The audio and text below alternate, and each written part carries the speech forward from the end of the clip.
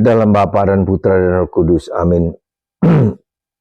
Bapa di surga, kami ucap syukur dan terima kasih bahwa setiap hari kami kau beri waktu untuk berjumpa, berdialog, berkomunikasi, dan mendengarkan suara-suaramu.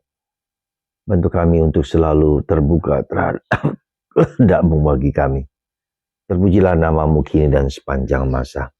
Para saudara, dalam bacaan Injil hari ini kita mendengar kondisi situasi politik, situasi keadaan sebelum Yesus dibunuh, disalibkan. Jadi kita melihat kondisi pertengkaran, perselisihan, konflik, perbantahan dari orang-orang Yahudi, terutama dari pemimpin agama, orang Farisi, orang ahli Taurat yang semakin marah, semakin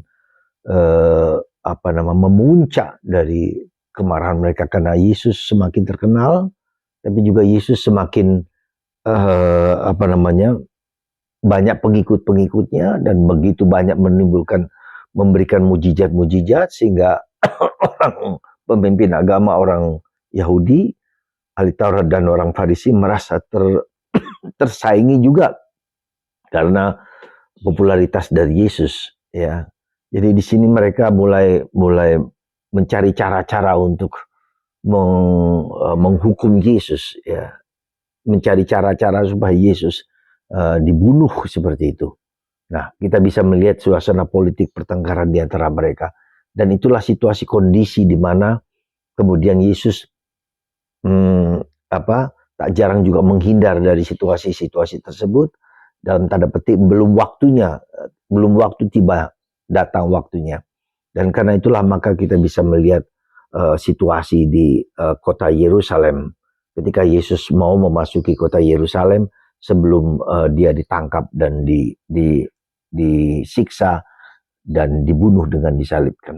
Saudara, ada satu hal yang mungkin harus kita sadari bahwa Yesus juga adalah korban politik, ya. Jadi bukan hanya soal korban agama, tapi Yesus juga berada dalam kondisi situasi di mana orang-orang pemimpin agama mulai mempengaruhi para pemerintahan Romawi bahwa inilah orang yang menjadi perusuh dari bangsa ini dan menjadi ancaman bagi orang Yahudi. Karena itulah mereka menghasut, ya, para pemimpin pemerintahan orang Romawi, ya, supaya Yesus ditangkap dan disiksa dan diperlakukan dengan tidak semena-mena, Jadi kita lihat bagaimana kemudian Pilatus yang mulai terpengaruh dengan gerakan-gerakan massa yang begitu dahsyat. Jadi menghimpun sedemikian rupa orang supaya membenci Yesus. Dan itu bisa kita lihat ketika ketika pemerintahan Romawi tidak mampu menghalangi protes-protes orang pada waktu itu, ya.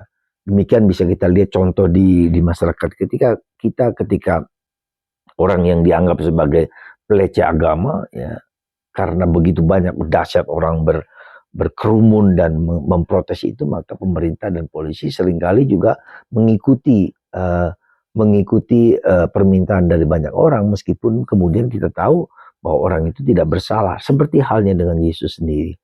Semoga kita tidak menyadari faktor-faktor X, faktor-faktor yang seperti itu yang membuat Yesus diperlakukan tidak adil. Jadi saudaraku terkasih, seringkali politik itu mempengaruhi orang untuk melakukan tindakan-tindakan yang semena-mena, ya. Dan itu bisa jadi orang menjadi korban politik. Maka kita juga harus hati-hati dan waspada untuk tidak memasuki arena politik, karena kita akan menjadi korban-korban yang tidak wajar begitu. Itulah yang kita bisa pelajari dari bacaan Injil hari ini. Yang penting adalah yang kita sadari bahwa seringkali konflik-konflik di antara kita, entah apapun juga sebabnya, itu menjadi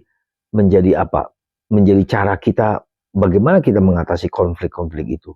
Ya, bagaimana entah konflik itu di dalam keluarga kita masing-masing, entah konflik itu karena di lingkungan kita, di gereja kita harus lebih bijak, lebih bisa mendengarkan dan menyadari bahwa konflik yang terutama adalah di dalam hati kita masing-masing. Bagaimana kita di dalam konflik itu semakin tahu juga identitas kita yang sesungguhnya. Apa yang kita cari. Konflik itu seringkali menunjukkan siapa kita yang sesungguhnya dalam hidup ini. Semoga kita menjadi mengerti dan tidak mudah putus asa ketika ada orang yang tidak suka dengan kita atau mencari cara-cara supaya kita dihukum. Itulah saudaraku terkasih. Semoga kita bisa dan mampu menunjukkan identitas asli kita di tengah segala konflik, di tengah segala kesulitan, di tengah segala ketidakberdayaan, di tengah segala permusuhan, bahkan di dalam keluarga kita masing-masing, dalam hati kita masing-masing. Tuhan atau kita bertanya, siapakah aku ini? Apa yang menjadi tugasku? Apa yang menjadi makna dari semua peristiwa-peristiwa yang kualami ini? Semoga Tuhan memberkati kita semua, menguatkan kita dalam segala konflik apapun untuk tetap bertahan dalam Kristus. Bapa, Putra, dan Roh Kudus. Amin.